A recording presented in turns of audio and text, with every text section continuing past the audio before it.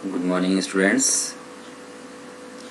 I am Harish Sahu और आज हम HTML के एट्रीब्यूट्स के बारे में पढ़ेंगे। तो HTML एट्रीब्यूट्स क्या होते हैं ये देखेंगे। So we have seen few HTML tags and their uses like heading tag, paragraph tag and other tag. तो पहले आपने कई सारे प्रोग्राम जो कोडिंग किए हम लोग, उसमें आपने कई सारे टैग्स देखे होंगे, जैसे कि हेडिंग के लिए हम यूज़ करते हैं, पैराग्राफ बनाने के लिए ऐसे कई सारे टैग आपने देखे हैं। We have used them so far in their simplest form, but most of the HTML tags can also have attributes which are extra bits of information. तो HTML में हमें कई सारे ऐसे टैग्स मिलते हैं जिसमें उन टैग के बारे में और ही ज़्यादा इंफॉर्मेशन दिया जाता है। So, an attribute is used to define the characteristics of an HTML element and is placed inside the element's opening tag. All attributes are made up of two parts, a name and a value. तो attributes का जो use है वो किसी भी HTML के element जो होते हैं उसके कैरेक्टरिस्टिक्स को डिफाइन करता है और ये जो है ओपनिंग टैग में यूज़ किया जाता है। जैसे कि आपको अगर सिंपल सा एग्जांपल समझना हो तो किसी को हम बोलते हैं कि एक लाइन ड्रॉ करिए, तो ये सिंपल सा एक कमांड हो गया कि आपको लाइन ड्रॉ करना है। लेकिन जब आप बोलते हैं कि एक लाइन ड्रॉ करिए जिसका कलर ये होना चाहिए, उसकी थिकनेस ये होनी चाहिए, उसका अलाइनमेंट क्या होना चाहिए, तब आप उस लाइन के बारे में और बहुत सारा इन्फॉर्मेशन बताते हैं।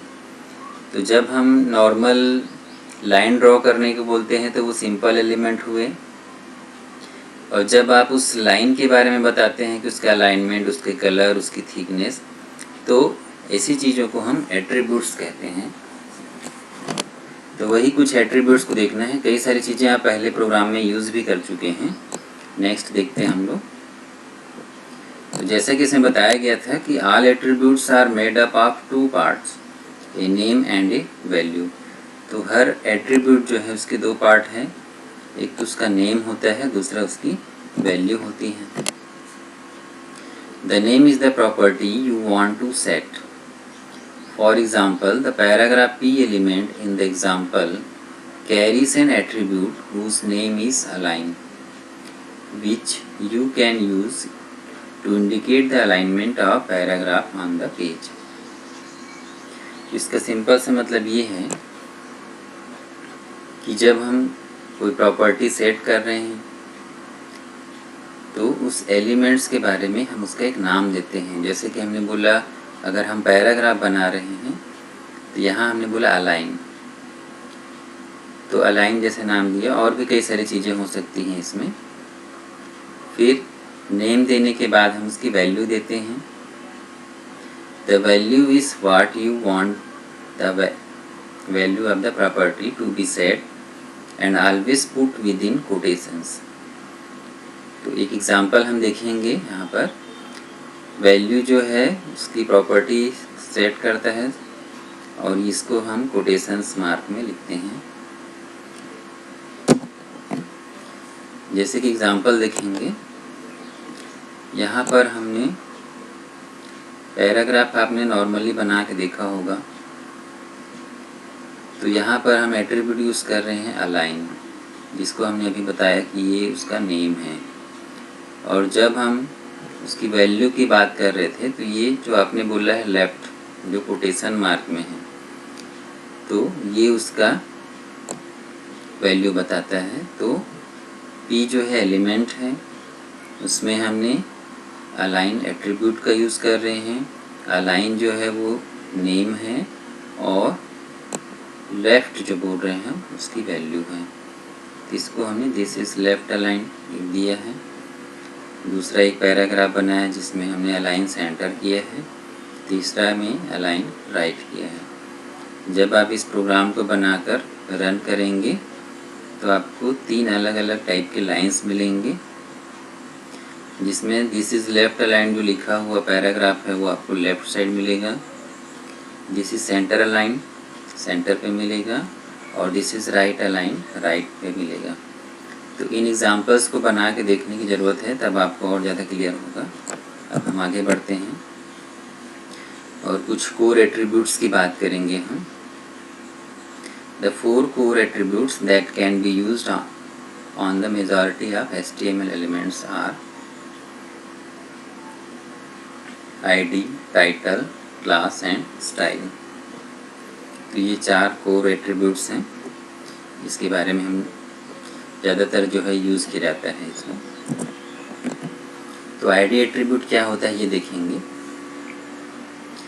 The ID attribute of an HTML tag can be used to uniquely identify any element within an HTML page।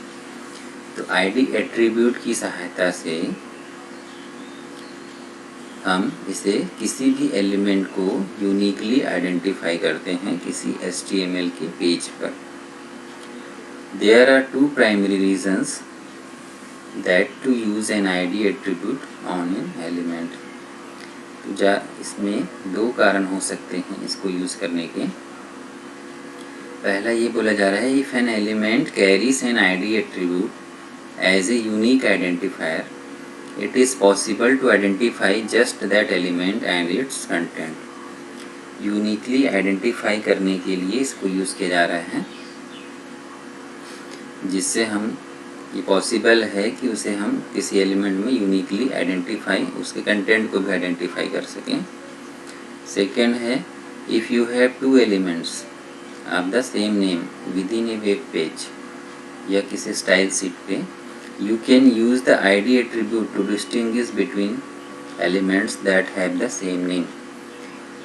तो सेकेंड रीज़न ये बताया जा रहा है कि यदि 2 एलिमेंट मिले हैं जो सेम नेम के हैं, वो वेब पेज में हो सकते हैं या स्टाइल सीट पे हो सकते हैं, तो हमको दोनों को अलग अलग आइडेंटिफाई करने के लिए हम ID एट्रीब्यूट का यूज़ करेंगे। तो दोनों को हम अलग अलग ID देंगे जिसको उसे पहचाना जा सके। तो ये 2 कारण हैं। पहला कारण कि उसे यूनिकली आइडेंटिफाई किया जा सके, और दूसरा यदि एक से ज़्यादा एलिमेंट्स हैं जिसके नेम सेम हैं तो उसको आप यूनिकली आइडेंटिफाई कर सकें, इसके लिए ID यूज़ किया जा रहा है। जैसे कुछ पीस आप कोड दिखा रहे हैं, पूरा एग्जाम्पल नहीं है ये।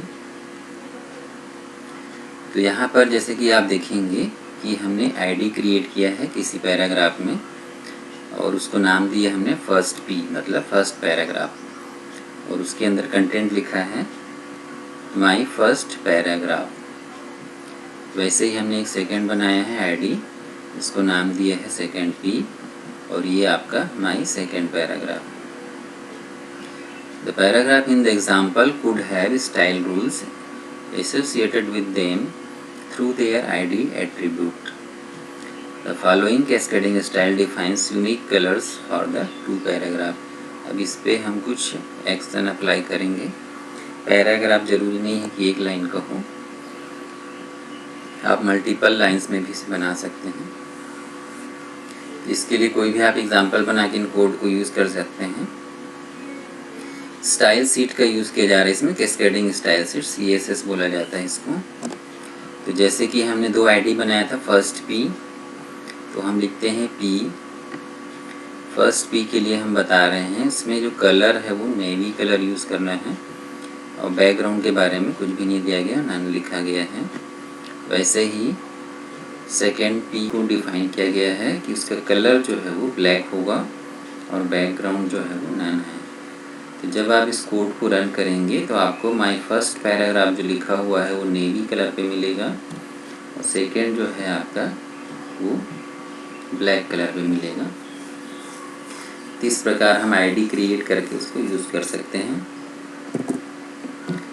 नेक्स्ट है आपका class attribute. The class attribute specifies the element to be a member of 1 or more classes. इसमें जो एलिमेंट है वो कई सारे क्लासेस के मेंबर हो सकते हैं। Classes allow author to define specific kinds of a given element. इसकी सहायता से डिफाइन किया जा रहा है स्पेसिफिक काइंड्स ऑफ एलिमेंट्स को। जैसे कि एग्जाम्पल बताया गया है, an author could use code when giving Java code and code when giving Perl code. तो दोनों में ही सेम नेम देख रहे हैं, लेकिन कोडिंग जो है वो अलग अलग यूज़ हो रहा है। एक में जावा कोड यूज़ किया जा रहा है, दूसरे में Perl code. Unlike with the ID attribute, any number of elements can share the same class.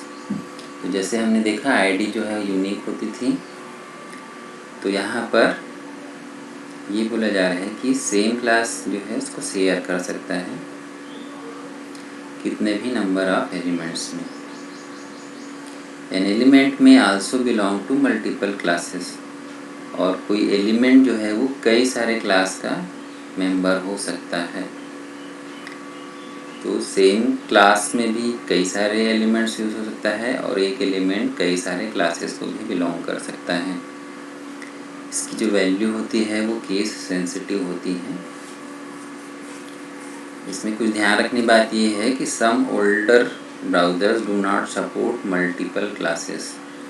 Such browsers typically ignore a class attribute that specifies multiple classes. तो कुछ जो पुराने वेब ब्राउज़र हैं वो उसको सपोर्ट नहीं करते हैं मल्टीपल क्लासेस को, और वो इसे इग्नोर कर देते हैं। तो जब आप इसका बना के देखेंगे, प्रैक्टिकल करेंगे, तो आपके ब्राउज़र के ऊपर डिपेंड करेगा इसका आउटपुट जो है। नेक्स्ट हम देखते हैं style attribute. The style attribute allows you to specify cascading style sheet rules within the element. तो CSS जो है स्टाइल प्रोवाइड करने के लिए होता है आपके HTML में जो भी आप बनाते हैं उसको और अच्छा उसके अपीयरेंस को इम्प्रूव करने के लिए। तो इसमें हम एग्जांपल में जैसे देख सकते हैं कि एक पैराग्राफ में हमने यूज़ किया है style equal to font family, हमने दिया है एरियल, कलर का एक कोड दे दिए हमने। तो आप जो भी पैराग्राफ में लिखेंगे, सम टेक्स्ट जो लिखा है वहाँ पर आपका पैराग्राफ रहेगा, चाहे नंबर ऑफ लाइन्स आप यूज़ कर सकते हैं। क्लोजिंग, तो जब तक क्लोजिंग होगा उसके बीच में जितने भी आप लिखेंगे उसमें फॉन्ट के रूप में एरियल का यूज़ होगा और कलर के रूप में ये कलर का कोड। तो इसका आउटपुट आप देखिएगा और बताइएगा कि कौन से कलर में आता है ये। नेक्स्ट है आपका title attribute. The title attribute gives A suggested title for the element. तो किसी भी एलिमेंट को टाइटल देना है उसके लिए इसे यूज़ किया जाता है। Syntax for the title attribute is similar as explain for ID attribute. तो जैसे हमने आईडी के लिए यूज़ किया था लगभग उसी प्रकार से टाइटल का जो सिंटेक्स है वो भी वैसे ही रहता है। The behaviour of this attribute will depend upon the element that carries it. तो इसका क्या बिहेवियर रहेगा वो डिपेंड करता है कि आप किस एलिमेंट के अंदर इसे आप यूज़ करते हैं। Although it is often displayed as a tooltip when cursor comes over the element or while the element is loading। तो ज़्यादातर ये बोला जा रहा है कि ये टूल टिप की तरह काम करता है। अभी क्या होता है आप ये देखेंगे तो समझ में आएगा। तो जैसे कि एग्जाम्पल बना हुआ है यहाँ पर, इसमें जैसे लिखा हुआ है हेलो HTML, और इसके लिए टाइटल यूज़ किया जा रहा है।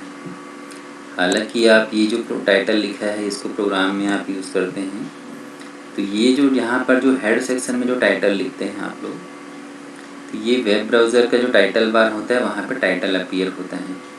ये आपने हमेशा बनाया है। अब यहाँ पे यूज़ करते हुए आप पहली बार देख रहे होंगे।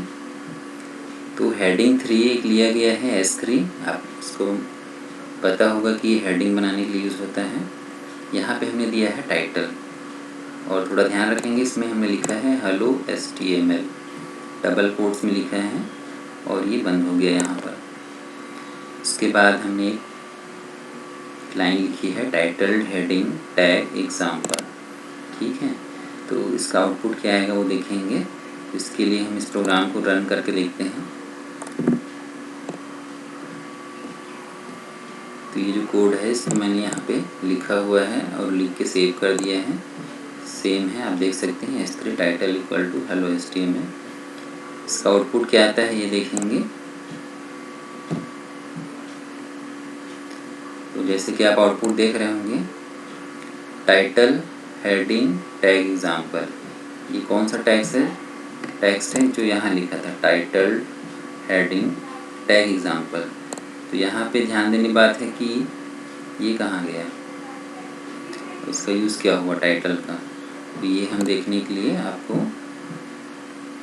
माउस के कर्सर को यहाँ ले जाएंगे आप, तो आपको दिख रहा है हेलो HTML। तो ये जो टेक्स्ट अपीयर हुआ है, जो या हेडिंग जो है, इसका हमने टाइटल दिया है। तो ये बनाने के लिए हेलो HTML जो दिख रहा है, इसके लिए टाइटल का यूज़ किया गया है। तो इसके प्रैक्टिकल्स आप बना के देखेंगे और रन करके देखेंगे। तो जितनी ज़्यादा प्रैक्टिस करेंगे आपका कॉन्फिडेंस जो है उतना ही बढ़ते जाएगा। कोई एरर हो तो आप पूछ सकते हैं इसमें। ये बुक